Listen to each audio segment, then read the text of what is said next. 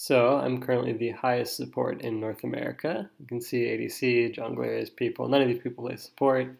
This guy plays support, some other roles sometimes, but I'm the highest support player in North America, so I figured I would explain how one climbs to high elo playing support. Now, the first thing you have to understand about matchmaking is that if it works at all, it stops working at high elo because there aren't enough human beings. That is, it can't get 10 human beings together to construct a game. So something interesting, real like random number generation is sort of impossible. Instead, what you have is a sort of pseudo-random number generation that just seems random.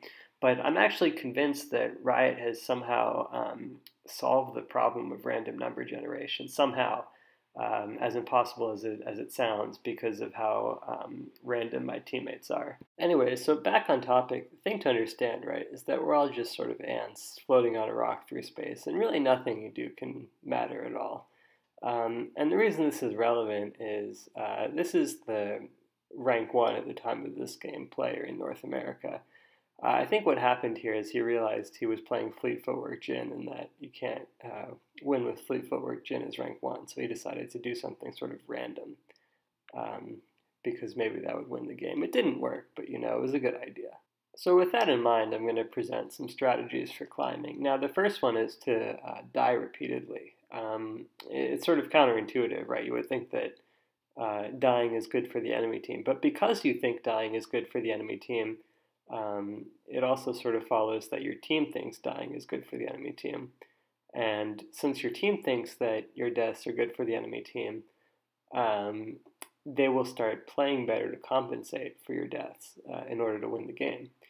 The only way this fails is if your team is aware of what you're doing, and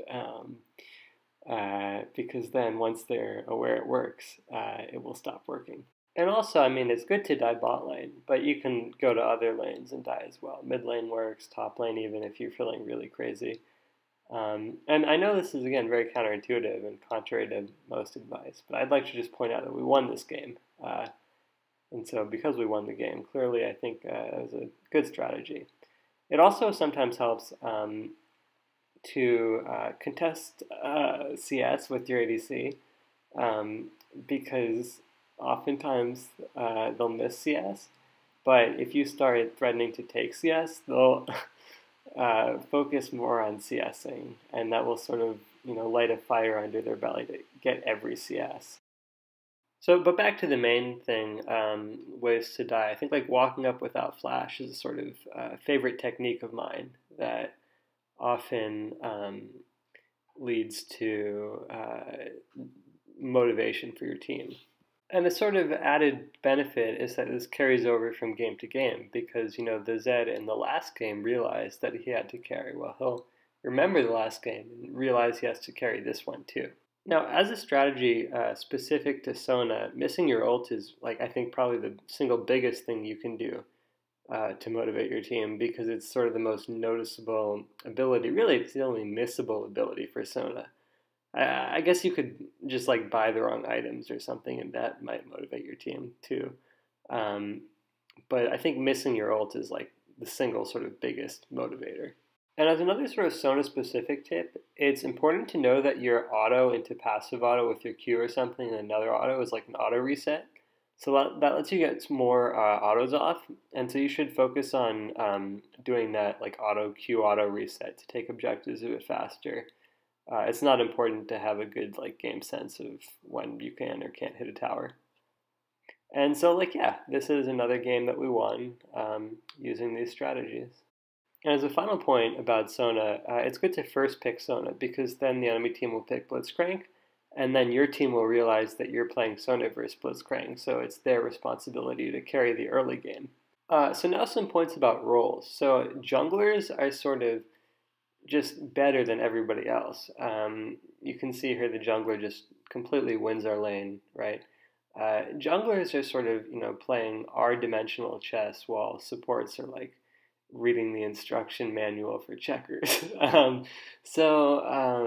It's important that you just get carried by your jungler every game.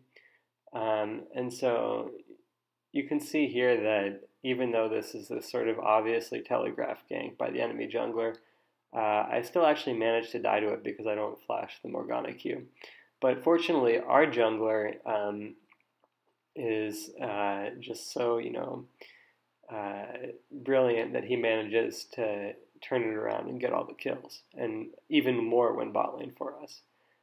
But like, let's say your jungler kills the enemy bot lane, right? And then they go to take Ocean Drake, which is the most powerful early laning Drake, because it just gives you sort of infinite HP. And then your jungler in chat says that they're going to go take all their camps, which they need to do because they have been busy carrying your lane, and then well, they need to farm their camps. The thing to do here is actually to let your ADC die to a gank, and then to just walk into a Morgana Q and die yourself, because it keeps the game interesting for your jungler. And if your jungler picks an early game champion like Elise and starts snowballing, it's really kind of toxic to let them snowball because it's sort of unfair to the enemy team. So it's good to just die a few times randomly. And then finally, one more tip. If you want your team to be with you, but they're not with you, just play like they're with you anyways, and then when you die, they'll know they should have been with you. Okay, so that's what to do during the game, but what about afterwards? Well, I think when the game is ending, the Nexus explodes, it's really good to say, like, good game easy, good game no rematch, like just like a Twitch stream. Just anything in the case that they beat you in lane, but your team carries you anyways. That sort of message is just devastating for their mental game. You can see Lopelli here is just like broken, right? He doesn't even want to play anymore, but he still has to play because he's streaming. But his mental is just broken. So again, this kind of message can just completely destroy someone in the mental game. Like you can see here, he's reeling. He's got his hands on his head, but he still has to play. And sure enough, he goes, plays another 2 games and loses. So it just puts them in this great tilting spiral. And so even beyond like an individual player or message, just the overall effect of this strategy can just be to leave the entire server flummoxed. Now, this may not sound entirely serious, but as you can see, at rank 16, I'm the highest support in North America. So clearly these are the tips and tricks for climbing as a support.